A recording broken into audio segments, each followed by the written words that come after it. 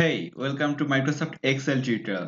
Remember ইতিমধ্যে কিন্তু আমরা এডুফ্লাইজে শেষ করেছি 10টি এক্সেলের উপর ভিডিও, যেগুলো হাইলি রিকমেন্ড করবো আপনারা যদি এক্সেল শুরু করতে চান। অ্যাট ফার্স্ট আমাদের এই 10টি ভিডিও দেখে দেন হচ্ছে 11 নম্বর ভিডিওটি দেখবেন। আর এই 10টি ভিডিও খুব ইন্টারেস্টিং ওয়েতে, খুব ইজি ওয়েতে কিন্তু আমরা শেখানোর চেষ্টা করেছি। আপনারা যদি একটু দেখতে থাকেন তাহলে দেখবেন যে আপনি এক্সেল সফটওয়্যারটা কিন্তু আয়ত্ত করে নিয়ে আসতে পারছেন।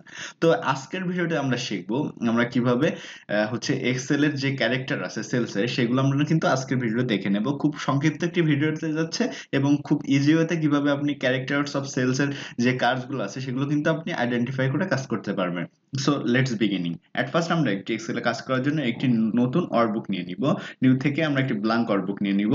তো আমাদের কাজের সুবিধার্থে আমরা কিন্তু এই প্যানেলটিকে একটু জুম ইন করে নেব। জুম ইন করার জন্য আমরা মুভ করব একদম রাইট কর্নার থেকে একদম বটম কর্নারে এসে এখান থেকে প্লাস সাইন দিয়ে আমাদের যতটুকু প্রয়োজন হবে ততটুকু কিন্তু আমরা এখান থেকে নিয়ে নিতে পারবো। সো এভাবে আমরা জুম ইন করে নেওয়ার পরে আমাদের এখন দেখতে হবে হচ্ছে আমাদের ক্যারেক্টারস অফ সেল, বিভিন্ন হচ্ছে আমাদের যে আমাদের ইকুয়েশন আছে, সিম্বল আছে বা টেক্সট ফরম্যাট আছে। টেক্সট ফরম্যাটের সাথে হচ্ছে সেল ফরম্যাটের কি ডিফারেন্ট আছে সেগুলো কিন্তু আজকের ভিডিওটাতে আমরা দেখে নেব। সো এট ফার্স্ট আমরা একটি সেল সিলেক্ট করব। ধরুন আমরা একটি সেল সিলেক্ট করলাম। এখন এই সেলে সিলেক্ট করে আমরা সেলের যে ক্যারেক্টার আছে, কিভাবে আমাদের একটি সেল টেক্সটের সাথে নাম্বারের সাথে কিভাবে আমাদের পার্থক্য করে দেয় বা ইকুয়েশনের সাথে, সেটি কিন্তু আমরা এখন দেখতে যাচ্ছি। সো ভিডিওটি খুবই ইম্পর্টেন্ট, আপনারা একটু দেখবেন।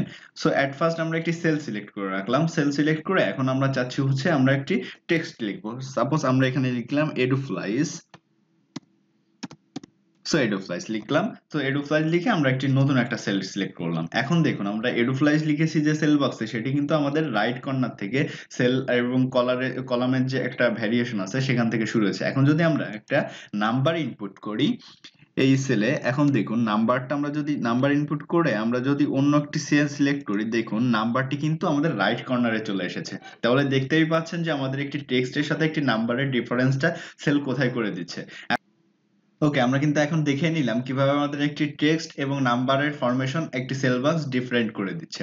এখন যদি আমরা একটা বুলিয়ান এক্সপ্রেশন অ্যাড করি, সাপোজ আমরা লিখলাম হচ্ছে ট্রু, ট্রু লিখে আমরা যদি এন্টার প্রেস করি, দেখুন আমাদের কিন্তু সেল বক্সের একদম মিডল কর্নারে হচ্ছে আমাদের ফরম্যাটটি চলে গেছে। আমরা যদি লিখি ফলস, ফলস লিখে এন্টার প্রেস করি, দেখুন আমাদের কিন্তু মিডল কর্নারে চলে এসে। এখন যদি আমরা একটি বুলিয়ান এক্সপ্রেশন অ্যাড করি, যেমন আমরা যদি লিখি ইকুয়াল টু 1 ডিভাইডেড 2, দেন হচ্ছে আমরা যদি এন্টার করি, দেখুন আমাদের কিন্তু আমাদের যে ডিভিশনটি আছে সেটি কিন্তু আমাদের সেট করে দিচ্ছে।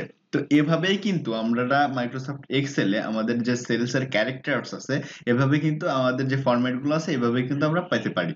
তো সামারাইজ দিস লিসন, আমরা কিন্তু আজকে এক্সেলে একটি ডিফারেন্ট টাইপের সেলস ক্যারেক্টার দেখে নিয়েছি। নাম্বারে কিভাবে একটি সেলস তার টেক্সট ফরম্যাট গুলো প্রেজেন্ট করে, নাম্বার কিভাবে করে বা বুলিয়ান এক্সপ্রেশন গুলো কিভাবে করে, এভাবে কিন্তু আমরা পেয়ে থাকি। This is all for today. Wish you all the best to becoming a Microsoft Excel expert. If you new in our channel, don't forget to subscribe our channel and press the bell icon also. Have a nice day. Stay tuned. Eduflyz.